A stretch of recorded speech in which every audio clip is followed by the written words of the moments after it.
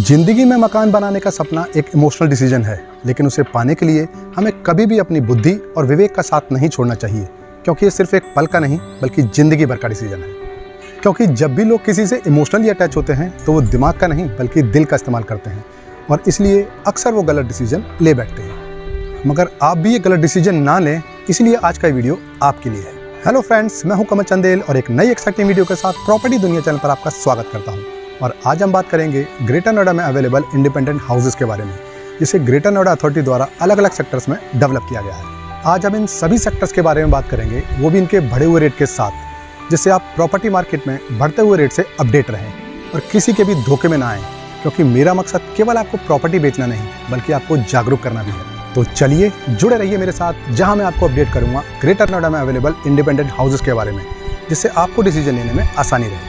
तो चलिए let's get started.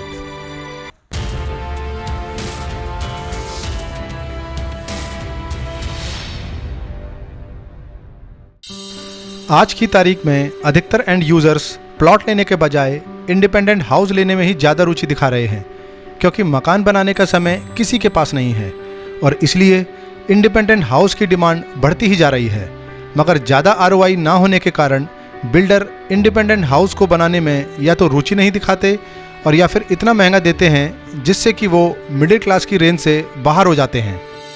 और यही कारण है कि अधिकतर लोग अथॉरिटी के इंडिपेंडेंट हाउस की तरफ ही रुचि दिखाने लगे हैं, जिनमें सबसे पहला नाम आता है ओमिक्रॉन 2 सेक्टर का, और जिसका रिव्यू मैंने 1 साल पहले किया था।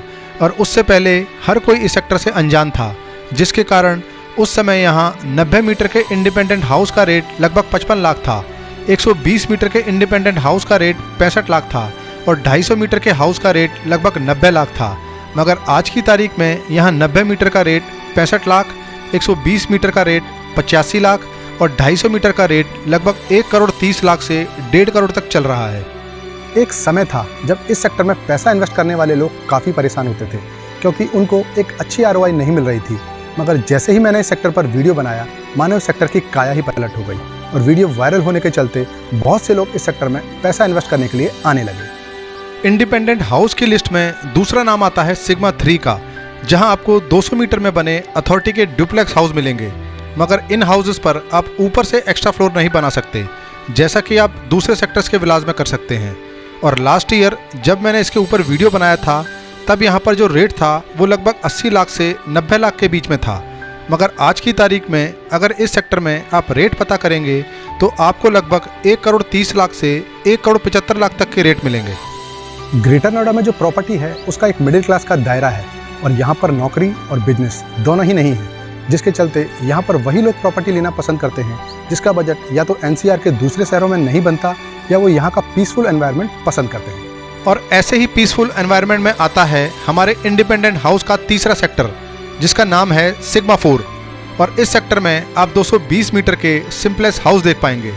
मगर जो इंडिपेंडेंट हाउस इस सेक्टर में अथॉरिटी द्वारा दिए गए हैं वो सभी बहुत ही बदतर हालत में हैं। इसलिए यदि आप इसे इंडिपेंडेंट हाउस ना लेकर एक प्लॉट के रूप में ही कंसीडर करेंगे तो ही आपके लिए अच्छा होगा। इस सेक्टर का डिटेल रिव्यू देखने के लिए आप ऊपर दिए गए लिंक पर भी क्लिक कर सकते हैं, जिससे आपको पता चलेगा कि पिछले साल जो यहाँ इंडिपेंडेंट हाउस आते थे वो तकरीबन 75 लाख से 90 लाख के बीच में आते थे। मगर आज की तारीख में यहाँ रेट लगभग 1.25 करोड़ से 1.5 करोड़ तक चल रहे हैं।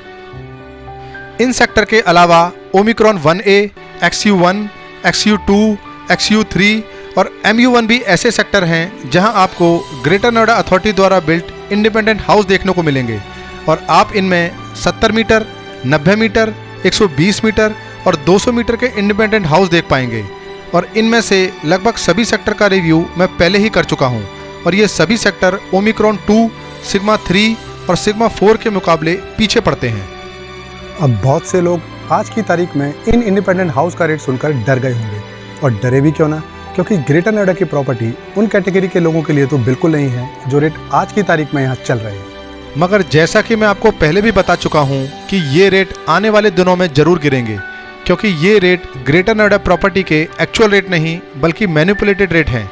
और इस बात का अंदाज़ा आप इस बात से भी लगा सकते हैं कि यहाँ 1.5 करोड़ के विलास का रेंट 10,000 से 12,000 रुपये है।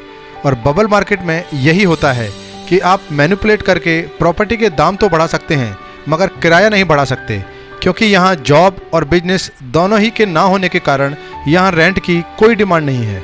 और ख़रीदने के मामले में भी यहाँ केवल सस्ती प्रॉपर्टी होने के चलते बहुत से लोग इन्वेस्टमेंट करने लगे थे, मगर जैसे जैसे यहाँ की मार्केट बबल मार्केट में तब्दील होने लगी है, तब से यहाँ से भी लोग धीरे धीरे दूरी बना रहे हैं।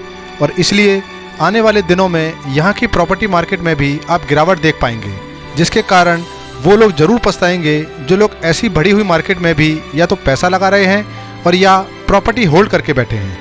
अब आप खुद ही सोचिए, जब अथॉरिटी के इंडिपेंडेंट हाउस इस रेट में मिलेंगे तो प्रॉपर्टी बायर्स बिल्डर के प्रोजेक्ट नहीं लेंगे, जिनमें आपको क्लब फैसिलिटी के साथ साथ लग्जरी एमिनिटीज़ देखने को मिलती हैं। मगर अथॉरिटी के इंडिपेंडेंट हाउस तो केवल दाम में ही बढ़े हैं, क्वालिटी में नहीं।